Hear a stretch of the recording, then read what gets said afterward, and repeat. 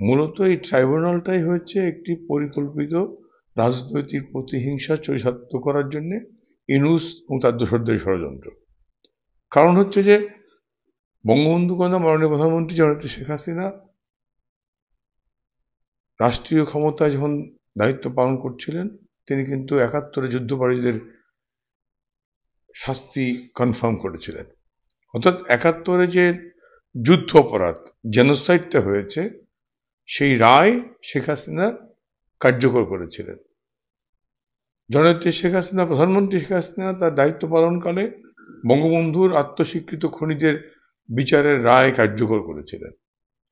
জননেত্রী শেখ হাসিনা যে illegal arms ট্রেডিংটা হতো বাংলাদেশের সীমান্ত ব্যবহার করে, সেই 10 ট্রাক অস্ত্র চোরাকারী, যেটি বিএনপির পাওয়ারফুল মন্ত্রী বা জিয়া পরিবারের সদস্য যাই হোক, তাদের বিচার নিশ্চিত করেছিলেন।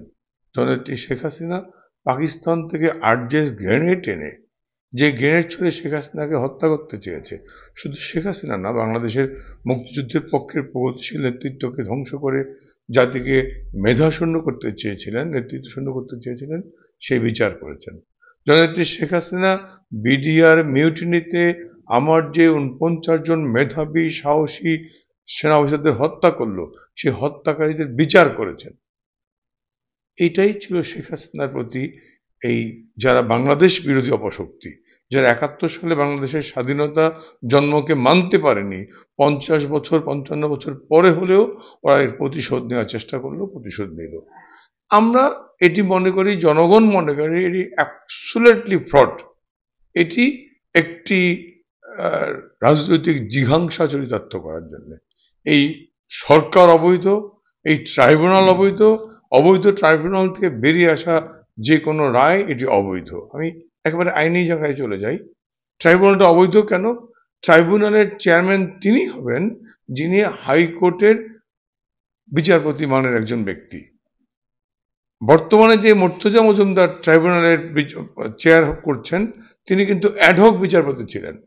যখন ট্রাইব্যুনালটা গঠন করে, তখন মুর্তজা মজুমদার ছিলেন, তাকে অবসর থেকে তুলে আনা, রিটায়ার্ড ডিস্ট্রিক্ট জাজ, তাকে সেখান থেকে তুলে এনে দায়িত্ব দেওয়া হলো ট্রাইব্যুনাল। তিনি তখন হাইকোর্টের বিচারপতি না, কনফার্ম বিচারপতি না, অ্যাডহক বিচারপতি। কাজেই তিনি এই ট্রাইব্যুনালের প্রধান মানে চেয়ারম্যান হতে পারেন না। কাজেই জন্মলগ্ন থেকেই এই ট্রাইব্যুনালটা অবৈধ। ওখানে আরো একজন বিচারপতি যিনি অ্যাডহক ভিত্তিতে নিয়োগ পাওয়া বিচারপতি, অর্থাৎ এই ট্রাইব্যুনালটাই অবৈধ। আমি যদি রাজনৈতিক প্রতিহিংসা বাদও দেই, আইনি বিচারেও আসি, তাহলেও এই ট্রাইব্যুনালের গঠন প্রক্রিয়া অবৈধ।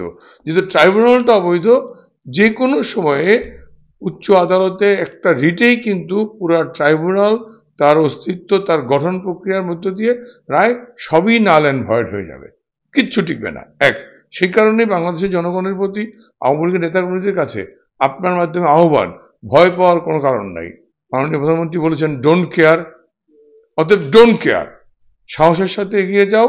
ইউনূস তার দোষরদেরকে পদে পদে প্রতিহত করো, জনগণকে সাথে নিয়ে এই অবৈধ অসাংবিধানিক ফ্যাসিস্ট ইউনূস এবং তার দোষরদেরকে আমরা পরাভূত করব, গণজাগরণ তৈরি করেই নেত্রীকে ফিরিয়ে আনবো। কাজেই আবার ফিরে যায় আপনার প্রসঙ্গে, অর্থাৎ এই ট্রাইব্যুনালটা অবৈধ, ট্রাইব্যুনালের রায় অবৈধ, জনগণ ঘৃণা ভরে এই রায়কে প্রত্যাখ্যান করেছে। মানুষের মধ্যে গত 7 দিনে ঢাকা শহর, বাংলাদেশের চিত্র দেখবেন, মানুষ ভীত, শঙ্কিত, অর্থাৎ বাংলাদেশটার ভবিষ্যৎ কি হবে সেই ভাবনা থেকেই শঙ্কিত, ভীত ঘরে আছে, বের হচ্ছে না, আতঙ্কিত মানুষ। কাজেই এই রায়কে জনগণ ঘৃণা ভরে প্রত্যাখ্যান করেছে, জনগণ মানে না, বাংলাদেশ এই রায় মানে না। উচ্চ আদালতে যাওয়ার কোনো প্রভিশন কি আছে? কারণ অনেকেই বলছেন যে যেই ব্যক্তির বিরুদ্ধে অভিযোগ বা সাজা ঘোষণা হয়েছে সেই ব্যক্তি দেশের বাইরে, তাহলে তাকে তো নিয়ে যেতে হয়, নাহলে তো উচ্চ আদালতে যাওয়ার কোনো। উচ্চ আদালত রিট যখন আমরা করব, যখন এই যে সোকল মব লিঞ্চিং এর নামে যখন হাইকোর্টের প্রধান বিচারপতিকে পরিবর্তন করা হয়, হাইকোর্টের বিচারকদের জোর করে অবসরে পাঠানো হয়, অর্থাৎ একটা নৈরাজ্য, এখানে আইনের শাসন নেই, ন্যায় বিচারের পথ রুদ্ধ, যা খুশি তা করা হচ্ছে।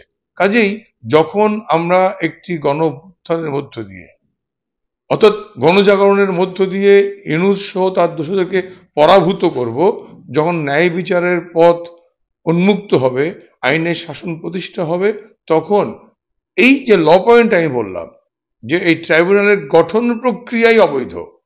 আরো যদি একটু বলি, কারণ আইসিটি ট্রাইব্যুনাল বা আইসিসি অর্থাৎ ইন্টারন্যাশনাল ক্রিমিনাল কোর্টে কোন কোন মামলাগুলো আসবে, কোন কোন মামলা আসবে না, 1948-এ জেনোসাইড যে কনভেনশন, সেই জেনোসাইড কনভেনশনে কিন্তু নির্ধারিত আছে এই মামলা আসবে কি আসবে না।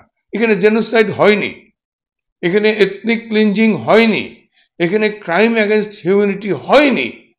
হয়নি কি কারণে আমি বলি, যদি আমরা নির্বিচারে মানুষ হত্যা করে ক্ষমতায় থাকতেই চাইতাম, চীনের তিয়ানানমেন স্কোয়ারে কিন্তু কমিউনিস্ট পার্টির শাসকরা 10,000 লোক হত্যা করে ক্ষমতায় এখনো আছে। আমরা মানুষ হত্যা করে ক্ষমতায় থাকতে চাইনি। আর মানুষ হত্যা করার নির্দেশ দিলে তাহলে পুলিশ আর মারা যায় না। সকল যারা আন্দোলনকারী রাস্তায় সহিংস সশস্ত্র জঙ্গি, সশস্ত্র জঙ্গিরা রাস্তায় নেমে পুলিশকে হত্যা করলো। পুলিশ যদি নির্বিচারে গুলি করত তাহলে এই জঙ্গিরা আর পুলিশ হত্যা করার সুযোগ পায় না। যে অভিযোগ নেত্রীর বিরুদ্ধে আনা হয়েছে, ফোন কল রেকর্ড করেছেন। ফোন কল কাকে করেছেন? Vice chancellor Dhaka university. He is not the law enforcing agency, তার হাতে গুলি নেই। লেথাল উইপেন্সের কথা বলা হচ্ছে, ভাইস চ্যান্সেলর ঢাকা ইউনিভার্সিটির হাতে লেথাল উইপেন্স নেই। ফোন কল কার সাথে হয়েছে? ব্যারিস্টার তাপসের সাথে, mayor of Dhaka city corporation. তার হাতে লেথাল উইপেন্স নেই। তার সাথে যে কনভারসেশন হয়েছে, প্রাইম মিনিস্টার শেখ হাসিনার সাথে কোনো ল এনফোর্সিং এজেন্সির কোনো ফোন কলে লেথাল উইপেন্স এর অর্ডার দিয়েছেন, সেটা নেই। তাহলে এতগুলো মানুষের যে মৃত্যুর অভিযোগ আসছে, প্রায় 1400 মানুষ, প্রায় 25,000 26,000 মানুষ আহত হয়েছেন, বেসলেস। মৃতের সংখ্যা, আহতের সংখ্যা, এটা বিভ্রান্তি।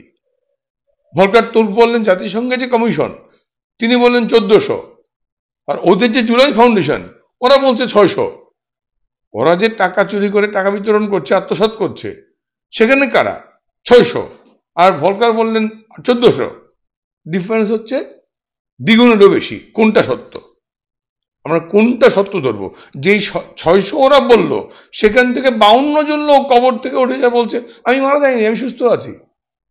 কাজে মৃতের সংখ্যা ভ্রান্ত।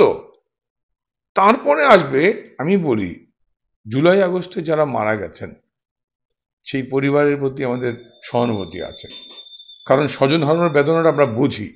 আমার নেত্রী বোঝেন। তিনি গুলি করে মানুষ হত্যা করে ক্ষমতায় থাকতে চাইলে থাকতে পারতেন। জুন মাসের শুরু থেকে যখন আপনার এই ছাত্র আন্দোলন শুরু হলো, মাননীয় প্রধানমন্ত্রী কিন্তু তাদের এই আন্দোলনের প্রতি তার সহানুভূতি ছিল।